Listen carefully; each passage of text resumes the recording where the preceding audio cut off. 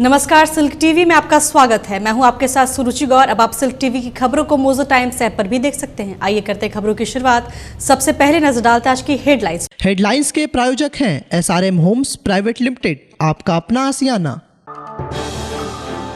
भागलपुर के कबीरपुर में खेलने के दौरान बम हुआ विस्फोट, एक बच्चे की मौके पर हुई मौत, 2 की हालत गंभीर।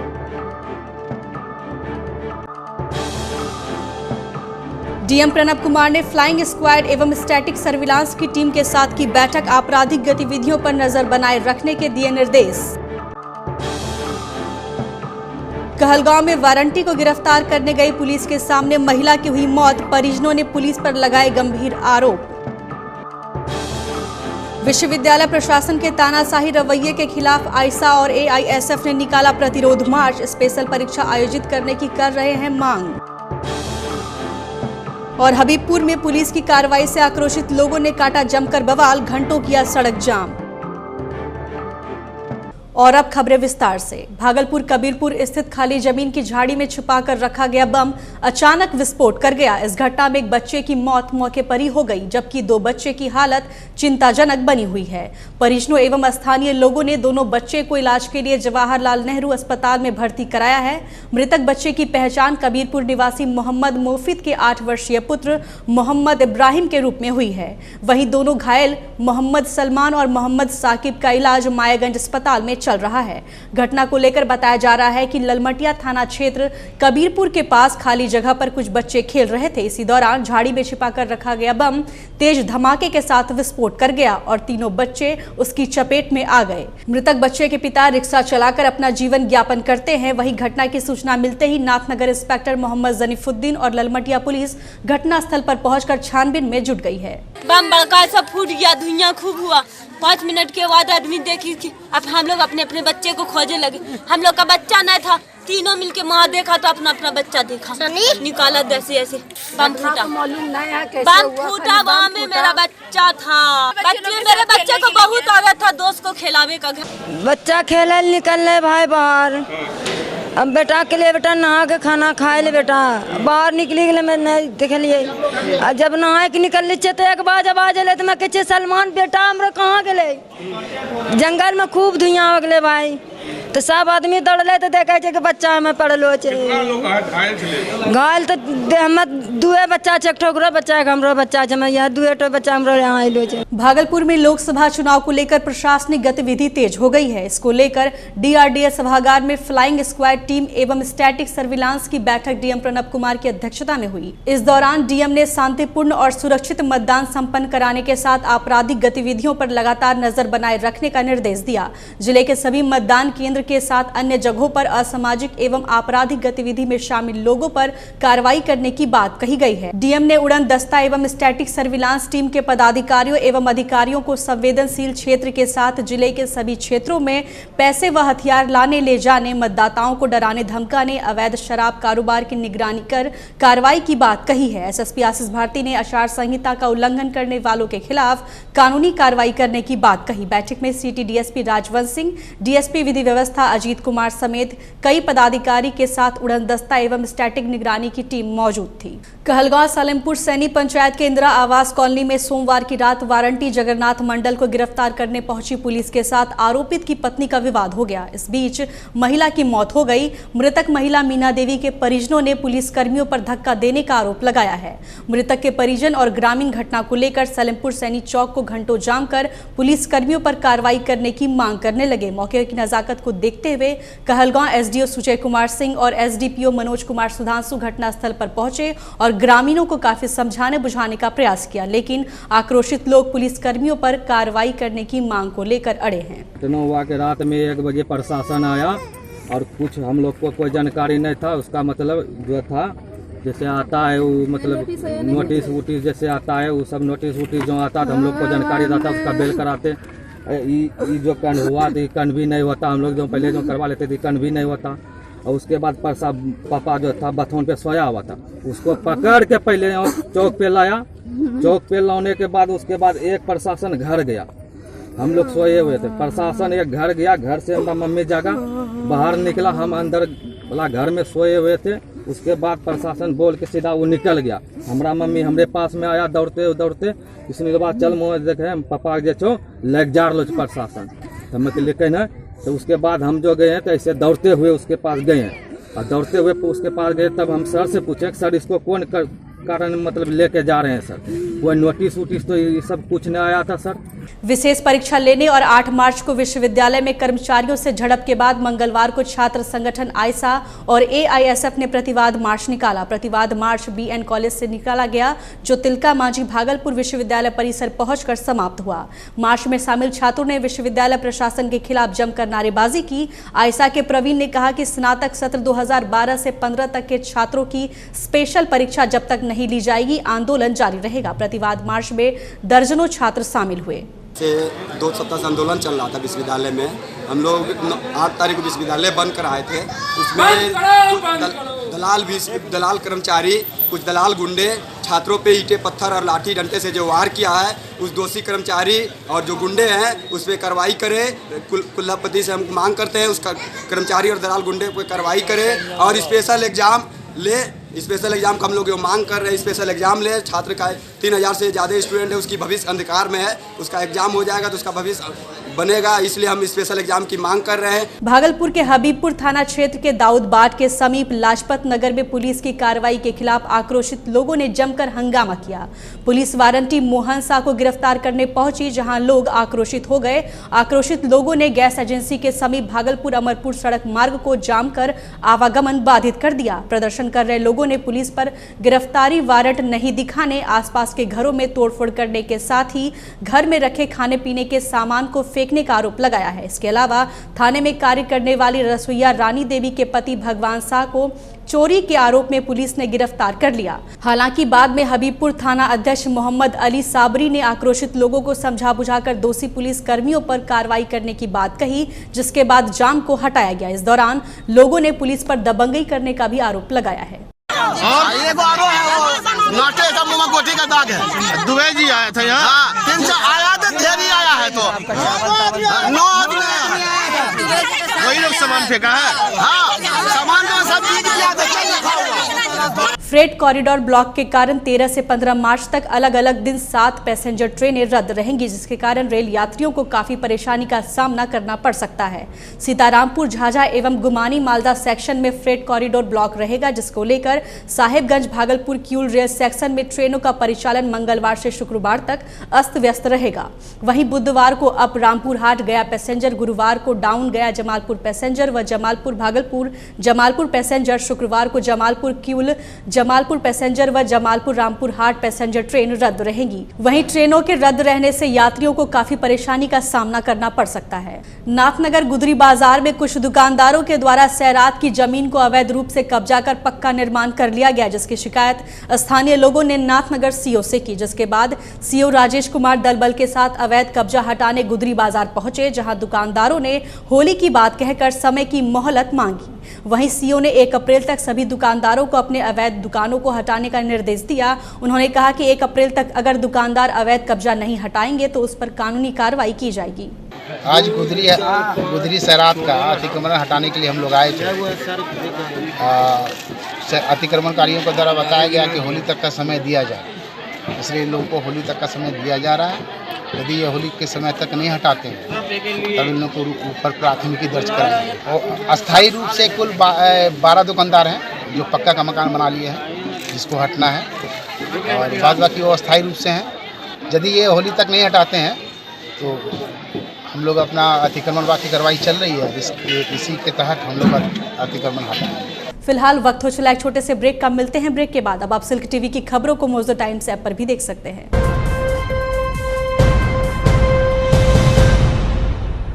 SRM होम्स आपके लिए लेकर आया है टाउनशिप, बिल्कुल ही नए कॉन्सेप्ट पर।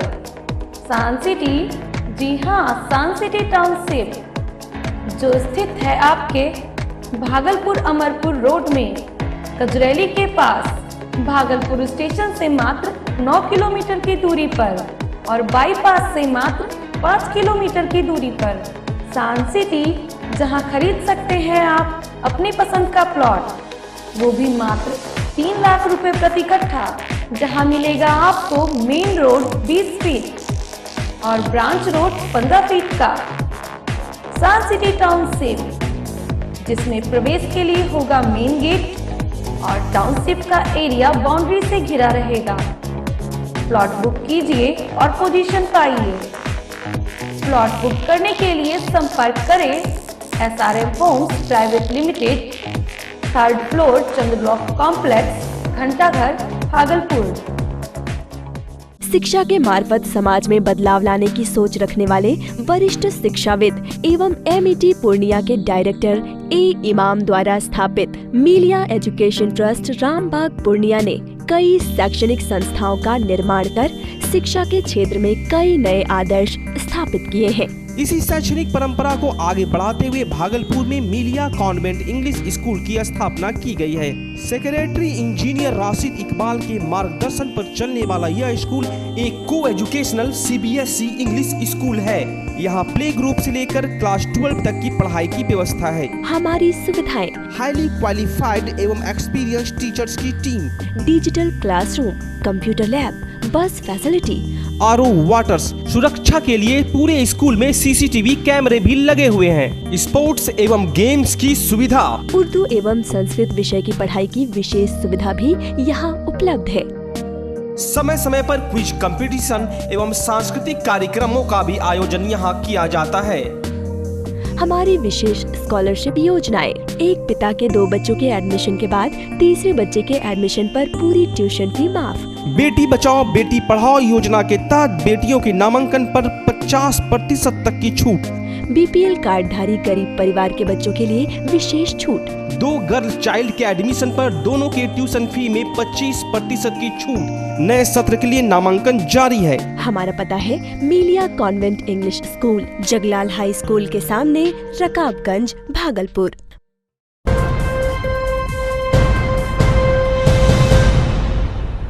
ब्रेक के बाद एक बार फिर से आपका स्वागत है। आप देख रहे हैं सिल्क टीवी। अब आप सिल्क टीवी की खबरों को मोजो टाइम्स ऐप पर भी देख सकते हैं।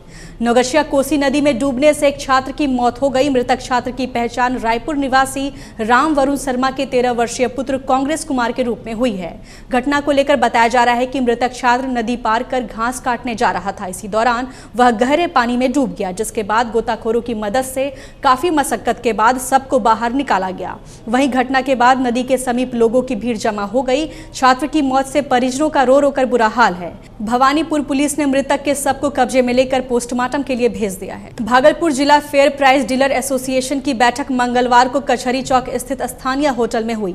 बैठक में अध्यक्ष पद के चुनाव को लेकर आम सभा आयोजित कर विचार विमर्श किया गया। इस दौरान पटना से आए प्रदेश कार्यकारी अध्यक्ष वरुण कुमार सिंह ने कहा कि 8 सूत्री मांगों को लेकर डीलर एसोसिएशन की ओर से 3 बार विधानसभा का घेराव किया गया, लेकिन सरकार ने अब तक मांगों को पूरा नहीं किया है। उन्होंने कहा कि जन वितरण प्रणाली के लाइसेंस धारकों को सरकारी सेवक मानकर 25,000 रुपए मानदेय देने, अनुकंपा के आधार पर लाइसेंस निर्गत करने, अवकाश सहित कई मांग की गई है। साथ ही कहा कि अगर मांग को जल्द पूरा नहीं किया गया तो आंदोलन तेज किया जाएगा। इस मौके पर काफी संख्या में जन वितरण प्रणाली के दुकानदार मौजूद थे। आज एक अध्यक्ष का भी चुनाव होना है और अध्यक्ष के चुनाव के बाद हम लोग जो 8 सूत्री मांग है उस 8 सूत्री मांग को ले लिए हम लोग 7 मार्च 2017 को, 18 नवंबर 2017 को एवं 19 नवंबर 2018 को विधानसभा का घेराव करके माननीय मुख्यमंत्री के समक्ष 8 सूत्री मांग को पूरा करने के लिए हम लोग रखे थे। सरकार ने मांग के बारे में आश्वासन दिया और लगभग अनुकंपा पर देने का आश्वासन दिया गया। साप्ताहिक छुट्टी जो है उसको देने का आश्वासन दिया गया और संभवतः सारी फाइल पूरी हो चुकी है। सारा मांग लगभग पूरा हो चुका है। 25,000 रुपया मानदेय जो हम लोग को लंबित है, 25,000 रुपये मानदेय हर हालत में हर कीमत पर सरकार को देना होगा। चूंकि अब पॉस मशीन लागू किए कर रहे हैं।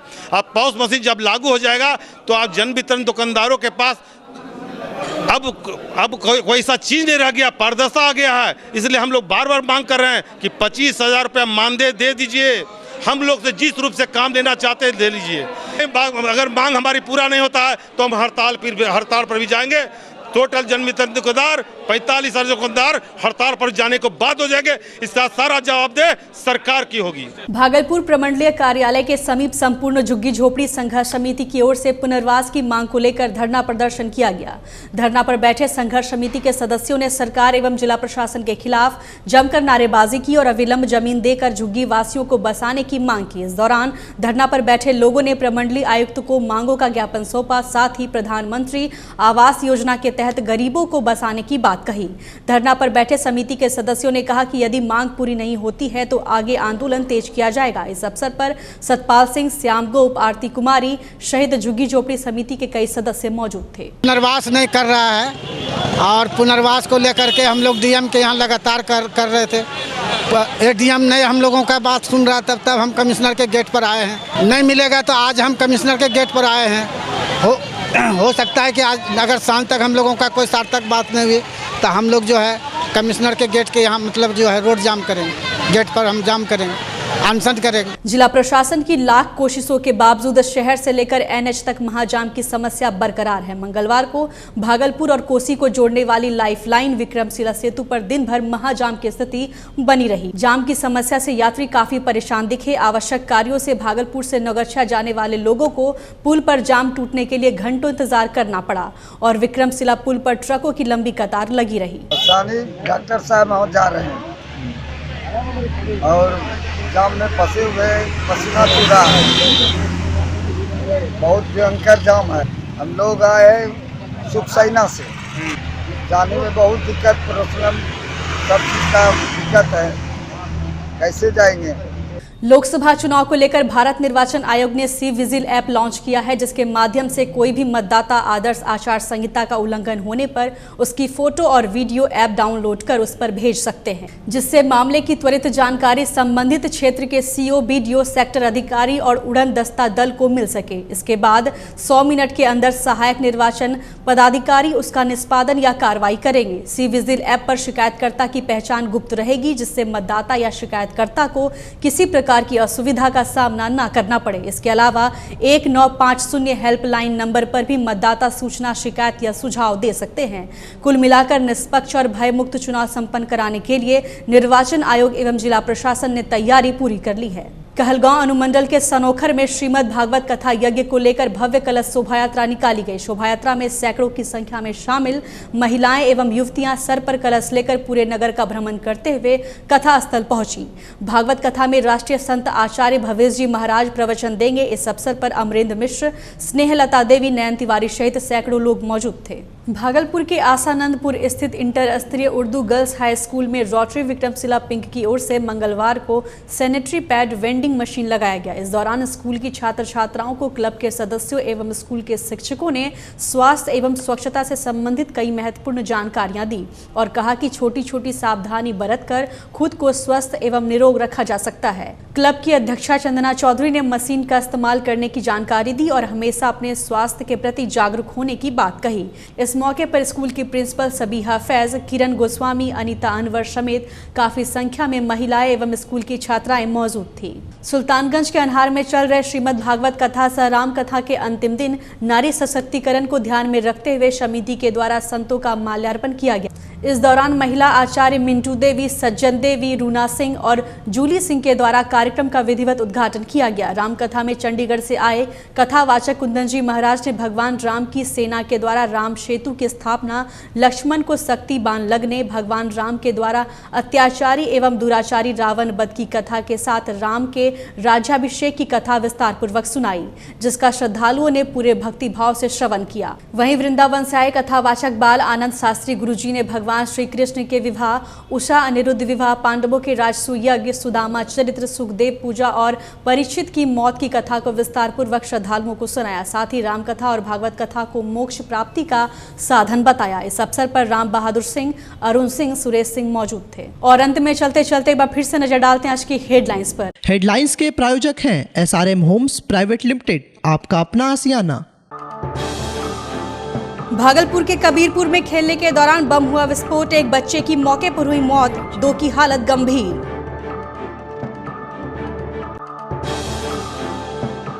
डीएम प्रणब कुमार ने फ्लाइंग स्क्वाड एवं स्टैटिक सर्विलांस की टीम के साथ की बैठक। आपराधिक गतिविधियों पर नजर बनाए रखने के दिए निर्देश। कहलगांव में वारंटी को गिरफ्तार करने गई पुलिस के सामने महिला की हुई मौत। परिजनों ने पुलिस पर लगाए गंभीर आरोप। विश्वविद्यालय प्रशासन के तानाशाही रवैये के खिलाफ आइसा और एआईएसएफ ने निकाला प्रतिरोध मार्च। स्पेशल परीक्षा आयोजित करने की कर रहे हैं मांग। और हबीबपुर में पुलिस की कार्रवाई से आक्रोशित लोगों ने काटा जमकर बवाल। घंटों किया सड़क जाम। अब आप सिल्क टीवी की खबरों को मोजो टाइम्स ऐप पर भी देख सकते हैं। फिलहाल इस बुलेटिन में इतना ही। नमस्कार।